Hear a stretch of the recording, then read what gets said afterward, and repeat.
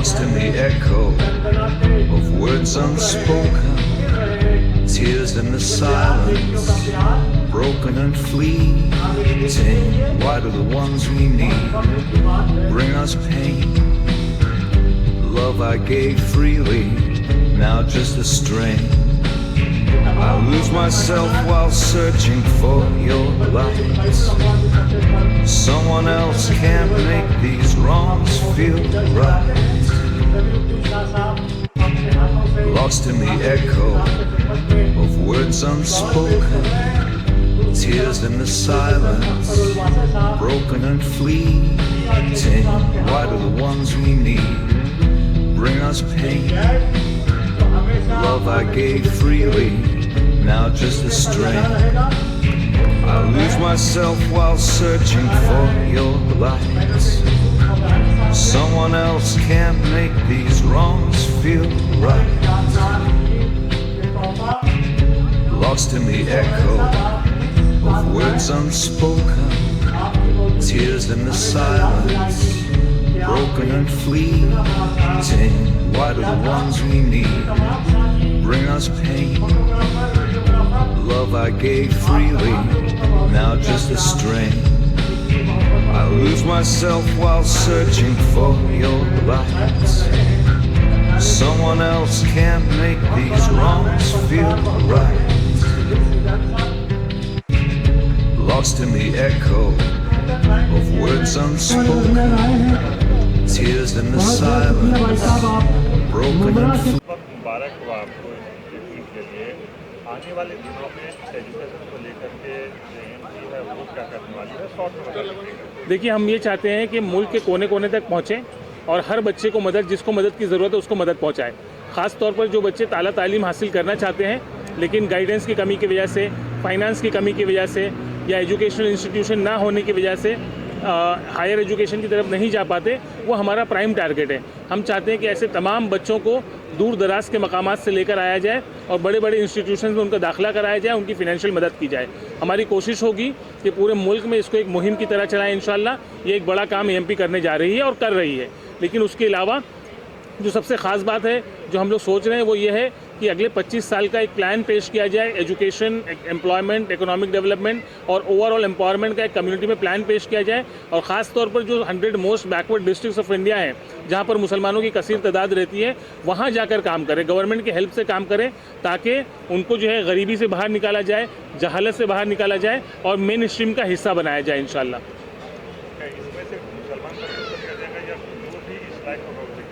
हम लोगों के जितने सारे प्रोजेक्ट्स हैं वो सब के लिए ओपन है।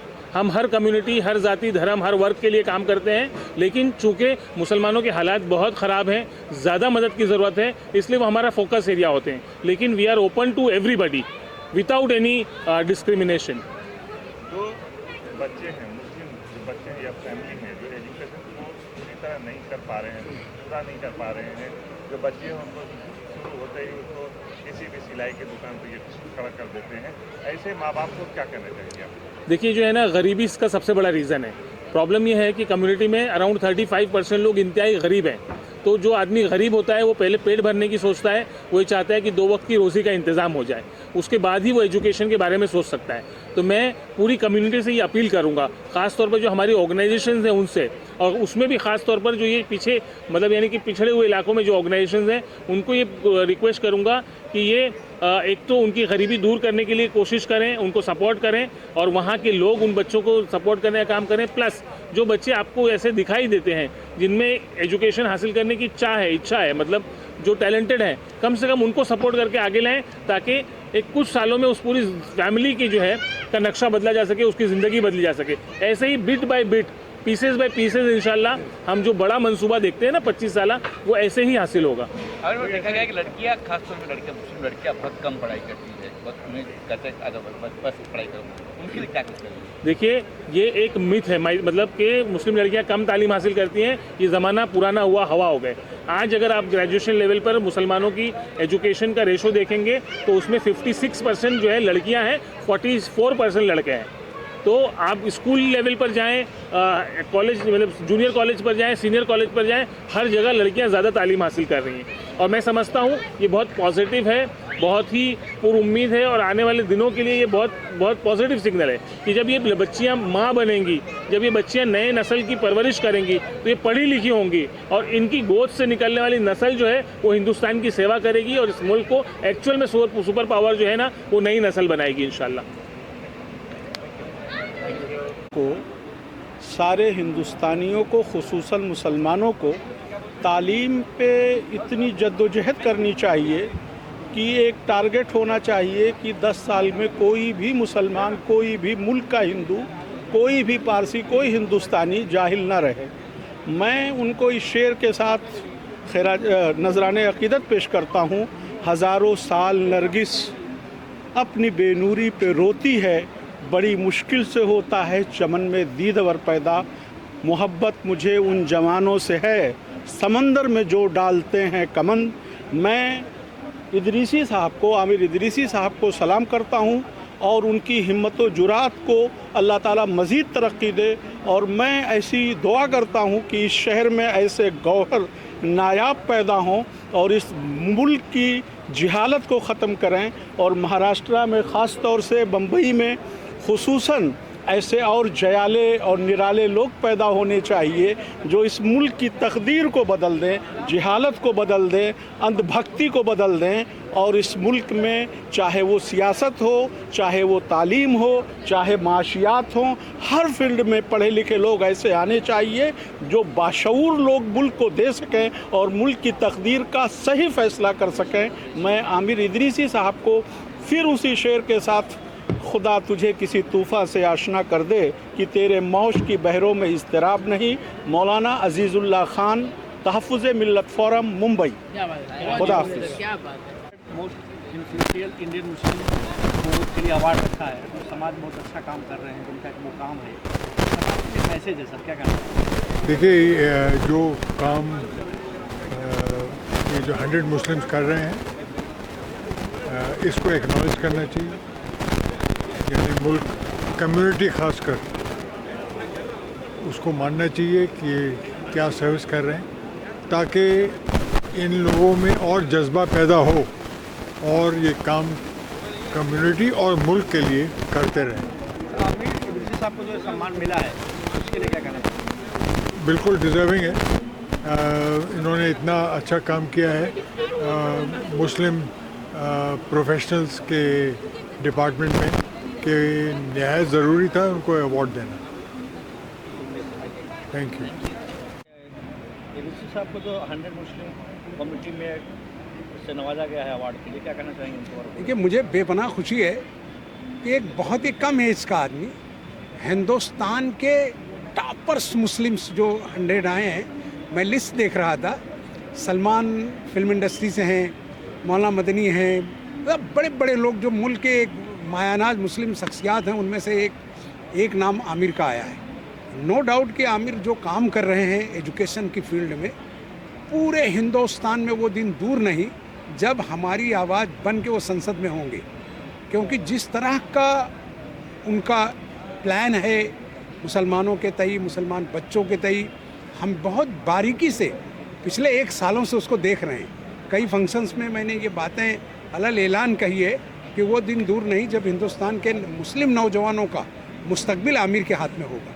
और आमिर जिस तरह का काम कर रहे हैं, मतलब बड़े पैमाने पर जॉब फेयर, आज हज़ारों से ज़्यादा बच्चे हिंदुस्तान में उनकी वजह से नौकरियों में हैं। आज हिंदुस्तान में मुसलमानों की एजुकेशन की जितनी संस्थाएं हैं, चाहे वो अलीगढ़ से रिलेटेड हों, चाहे बनारस से रिलेटेड हों, चाहे वो हमदर्द से रिलेटेड हों, सारे के सारे लोग और सारे देश भर में जितने कोचिंग क्लासेस चल रहे हैं, जितनी संस्थाएं हैं, आमिर कहीं ना कहीं सबसे जुड़े हुए हैं। यानी आज ये हाल है कि हिंदुस्तान भर में अगर उनको मैसेज करना है तो करोड़ों लोगों की दिलों में वो धड़क रहे हैं, क्योंकि वो जिस चीज़ को ले आ रहे हैं और जिस चीज़ का पर वो काम कर रहे हैं, मैं समझता हूँ कि मैंने किसी सियासतदान को भी नहीं देखा। मैं खुद 30 साल से पॉलिटिक्स में हूँ।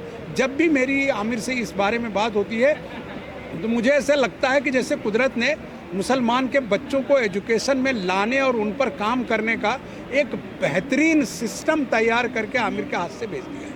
और आमिर उसको जिस तरह से कर रहे हैं, मैं समझता हूँ कि अगला 10 साल, पहले लोग आमिर को नहीं जानते थे। आमिर एक एक दिन में एक एक सेंटर से लेके एक एक हज़ार सेंटरों पे एक एक दिन में एग्ज़ाम कराए हैं। और जब हमने कुवैत का इशू देखा, दूसरे जगहों पर देखा, तो बड़े पैमाने पे डोनेशन और लोगों को मदद करने का भी काम किया। तो आज आमिर पूरे मुल्क के, खास करके स्टूडेंट्स के, मुस्लिम स्टूडेंट्स के वो चहेते हीरो हैं। मैं समझता हूं कि आज जिस तरह का मामला आमिर के साथ है, अगले 10 साल के बाद हम आमिर को मिलने के लिए हमें वक्त लेना पड़ेगा, क्योंकि वो दिन दूर नहीं, क्योंकि वो इस तरह का काम कर रहे हैं कि इतना बिजी हो जाएंगे कि पूरा, और जो उनकी टीम है जो उनके साथ काम कर रहे हैं, न वो सिर्फ हिंदुस्तान बल्कि हिंदुस्तान के बाहर भी कई मुल्कों में वो पूरी टीम काम कर रही है और मुसलमानों को उससे फ़ायदा पहुँचा रही है। बट मोर देन फेलिसिटेशन, उनका यहाँ एक एक्नॉलेजमेंट भी होना चाहिए कि जो स्टेज पे ये पहुँचे, जो ये पाथवे लेके, जिसमें एजुकेशन है, मेडिकल है, एम्पावरमेंट है, जॉब फेयर्स है, एएमपी और उसकी टीम के थ्रू वो कर रहे, बहुत ही कमेंडेबल जॉब है और हर नीडी के तरफ वो पहुँचते। आज वो उनको ये देखने मिला है कि one of the most influential Muslims का उनको उसका किताब मिला है और उनकी एक बुक भी शाये हो रही जिसमें मुस्लिम्स इन्फ्लुएंशियल लोग उसमें रहेंगे।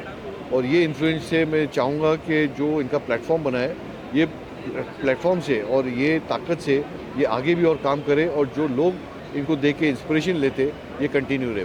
और मैं मुबारकबादी देता हूँ एएमपी को, आमिर इदरीसी को और उनकी पूरी टीम को, and I am always with them for this good cause. Thank you sir.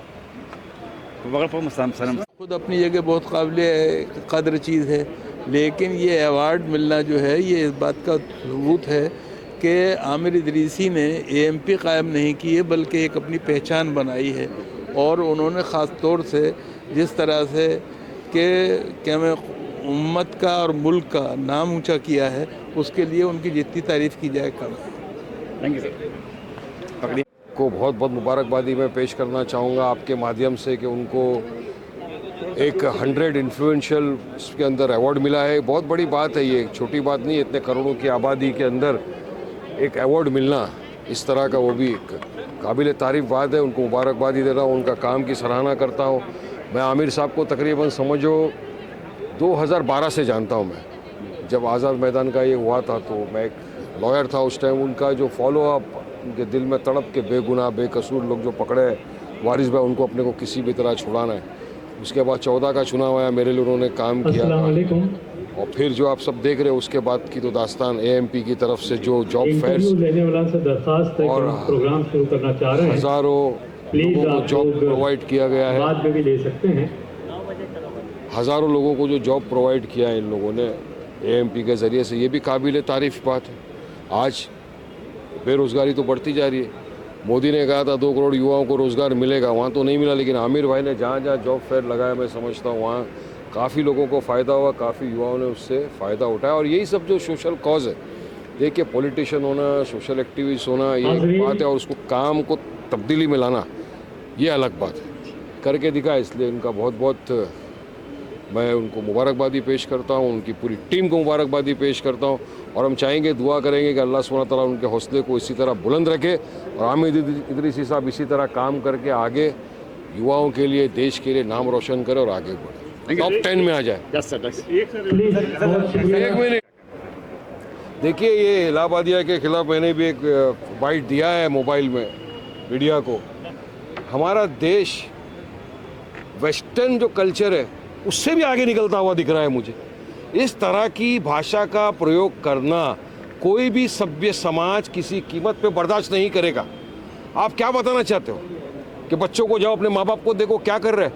मुझे लगता है इनकी परवरिश इसी माहौल में हुई है, ये अपने माँ बाप को इसी हालत में देख के बड़ा हुआ है, तब जाके इस तरह की बात कर रहा है। मैं तो उनको कहा इसको एफआईआर तो हुआ है, जेल में तो डालना चाहिए उसको, लेकिन हम तो चाहते हैं कि ऐसे लोगों को जिनको पब्लिसिटी का शौक है, क्रेज़ है, थोड़े रुपये कमाने के लिए जो पूरे देश के बच्चों का माइंड ख़राब करने की बात कर रहा है ना, उसको बीच चौराहे में लाकर नंगा करके चप्पलों से मारना चाहिए, तब जाके उसका जो नंगापन का दिमाग में भूसा है वो उतरेगा। इस तरह की भाषा का प्रयोग हमारे सभ्य समाज में किसी भी कीमत पे बर्दाश्त नहीं करेगी। और मोदी जी उसको गले लगा रहे। अरे ऐसे 2 टके के 56 को तुम अवार्ड दे रहे हो, टपोरी को क्या है उसकी औकात? पब्लिसिटी के लिए कर रहा है। अभी वो 2 मुहैया चेहरा है उसका, सांप के 2 होते ना वैसा उसका चेहरा। अभी आएगा एक आध स्पिरिचुअल फोटो डाल देगा। ऐसी चीज़ की माफ़ी नहीं हो सकती है। उसको जहाँ जहाँ एफआईआर हुआ है हर जगह उसको जेल में डालना चाहिए। और उसके साथ जो एक महिला है महिला बैठी हुई है, किस तरह का भाषा का प्रयोग वो महिला ने किया आपको पता है?